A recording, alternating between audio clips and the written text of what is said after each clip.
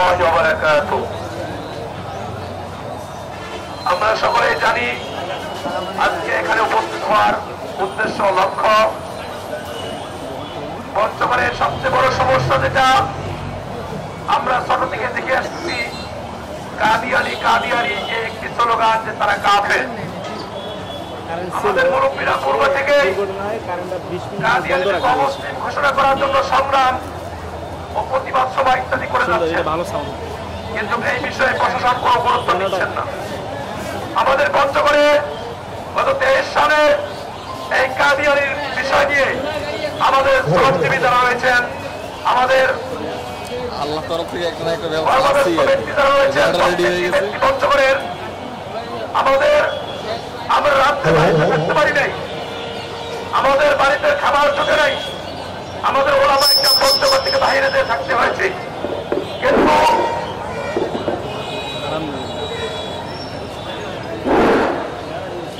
তারপরে প্রশাসন 2034 সাল তাদেরকে কিভাবে সামনের ব্যবস্থা করার অনুমতি দেয় আমাদের বক্তব্য নয়।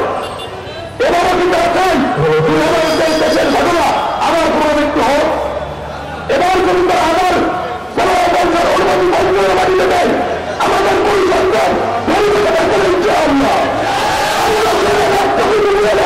প্রত্যেকটি ঘর থেকে একটি জানবো আমরা আমাদের জমিতে ইজ্জত করে দেওয়ার জন্য আমাদের সন্তানরা ঘর থেকে বেরিয়ে গেছে রাজপথ রাখতে গেলে ইনশাআল্লাহ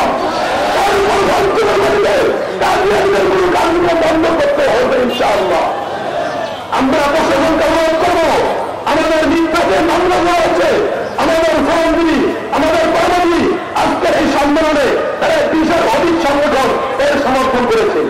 প্রত্যেকটি সংগঠনের নেতাকর্মীরা সাধারণ মানুষ মামলা হিসেবে জড়িত, অথচ এই মামলাগুলোর জন্য একজন মানুষের আয় আর কত?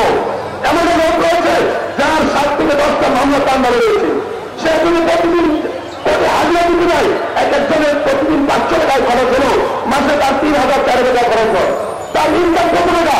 যদি কাদিয়ানিদের মিথ্যা মামলাগুলো তারপরে না হয় আরো 2 দিনের মধ্যে আন্দোলন তৈরি হবে ইনশাআল্লাহ।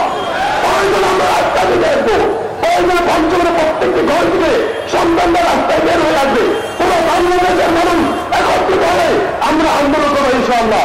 তবে আমাদের দাবি একটাই, প্রশাসনকে বলতে চাই মিথ্যা মামলা প্রত্যাহার করুন এবং কাদিয়ানিদের সকল অবসম্পদ বন্ধ করুন, অন্যথায় যদি দুর্গত আন্দোলন রাখতে হয় আপনারা কিন্তু সামাল দিতে পারবেন না ইনশাআল্লাহ।